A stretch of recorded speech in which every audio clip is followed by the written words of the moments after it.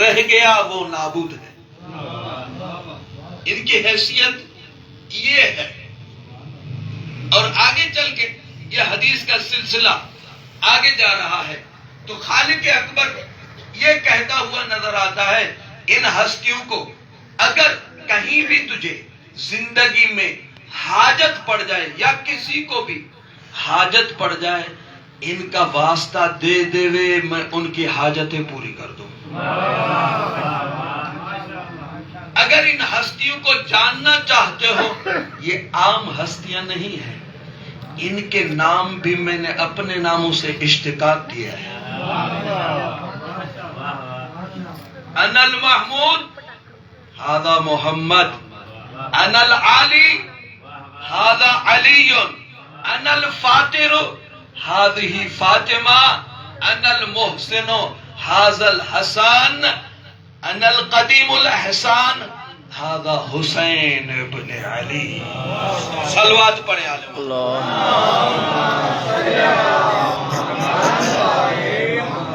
لیکن سیدہ کے وجود کی کوئی قدر و قیمت ہے ہی بہت بالا.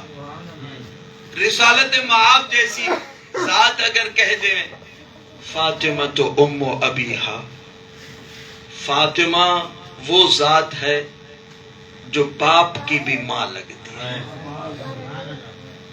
اب اگر کوئی ماں کا مفہوم سمجھے نا تو جناب سیدہ کا مقام سمجھ میں آ جائے گا. بھائی مسلمانوں کو ام المومنین تو بہت یاد ہے لیکن نبی کی ماں کسی کو یاد ہی نہیں ہے.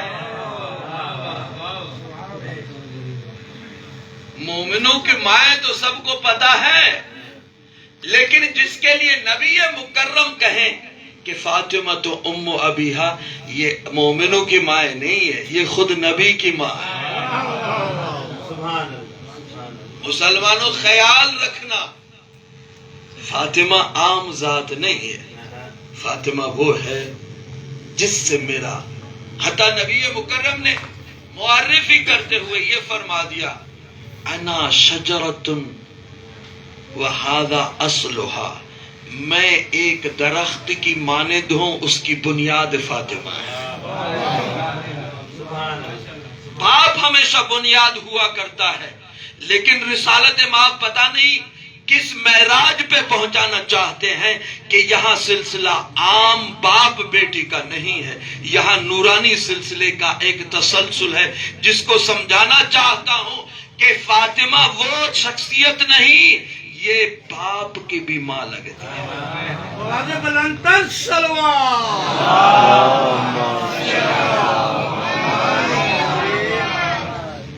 کسی نسل کے سلسلے کا اگر زیادہ گہرا تعلق ہوتا ہے تو ماں سے ہوا کرتا ہے. جو بھی نسل کا سلسلہ اس کا تعلق ہوا کرتا ہے یہ رشتہ جڑا رہتا ہے ماں سے. لیکن رسالت مآب نے یہ فرما دیا کہ دیکھو تمام کی نسل کا سلسلہ اور ہے، میرے نسل کا سلسلہ فاطمہ سے ہوگا.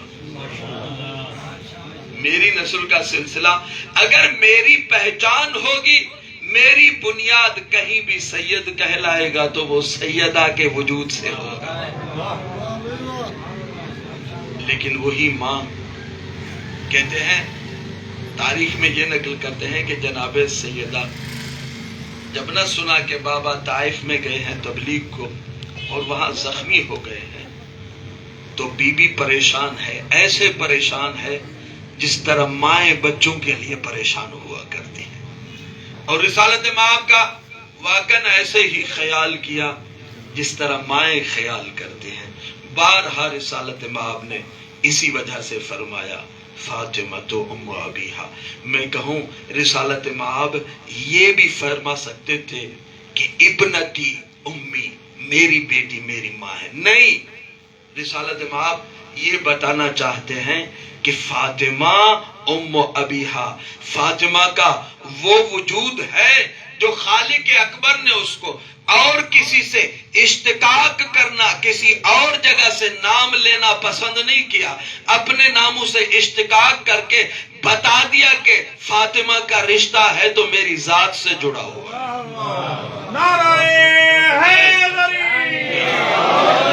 اور دوسرا اگر حدیث میں جناب سیدہ کے اسی لفظ فاطمہ سے کہا جاتا ہے، فاطمہ کا نام فاطمہ اسی لیے رکھا گیا ہے، فاطمت شیعتھا و محبیہا عن النار، خدا نے اس کو، اس کے شیعوں کو اور اس کے محبوں کو جہنم کی آگ سے بچا کے رکھا ہے۔ بس یا محب بنو یا شیعہ بنو، سیدہ تیری ضرور شفاعت کرے گی۔ اسی سیدہ کو اتنے دکھ پہنچے بابا کے بعد کہ بی بی نے مجبور ہو کے یہ کلمات مصیبت کہہ دیے، بابا جان سبت علی المصائب لو انہا سبت علی الایام سرن لیالیا۔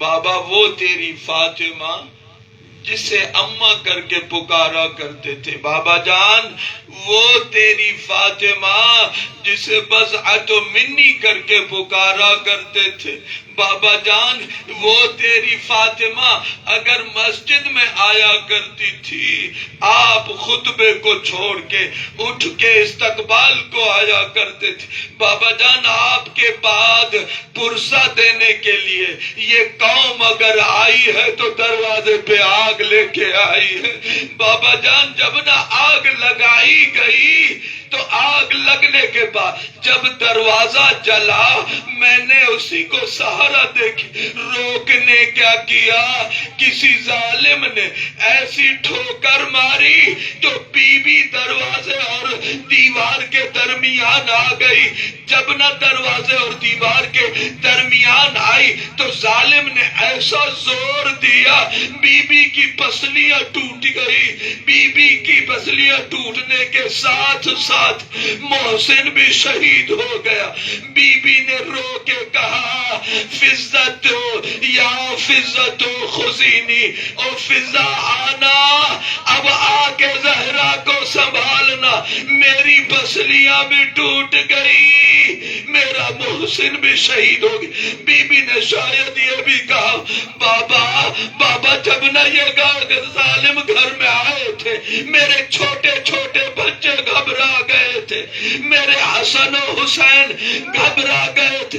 ہاں یہ طبیعت اور فطرت کا ایک مسئلہ ہوا کرتا ہے، بچے نہ جب دیکھتے ہیں ان کے والدین پہ کوئی حملہ آور ہوتا ہے، کوئی لڑنے کو آتا ہے تو بچے ان کے چھڑانے کے کوشش میں لگے رہتے ہیں۔ انہوں نے پتہ نہیں کیا کیا، ارے شہزادوں نے جا کے دیوار کو ٹیک لگا کے چیخے مار کے رونا شروع کر دیا۔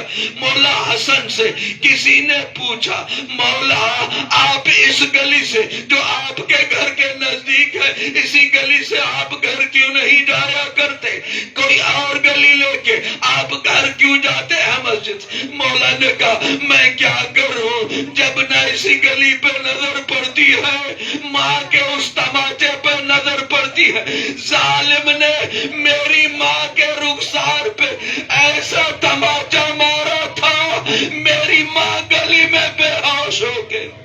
اللہ لعنت اللہ علیہ قوم ظالم سيعلم الذين ظلموا أي منقلب ينقلبون۔ پروردگار ہماری یہ کلی عبادت پریوار کو قبول فرما، ہمارے صغیر و کبیرہ گناہ معاف فرما، آئندہ گناہوں سے بچنے کی توفیق عطا فرما۔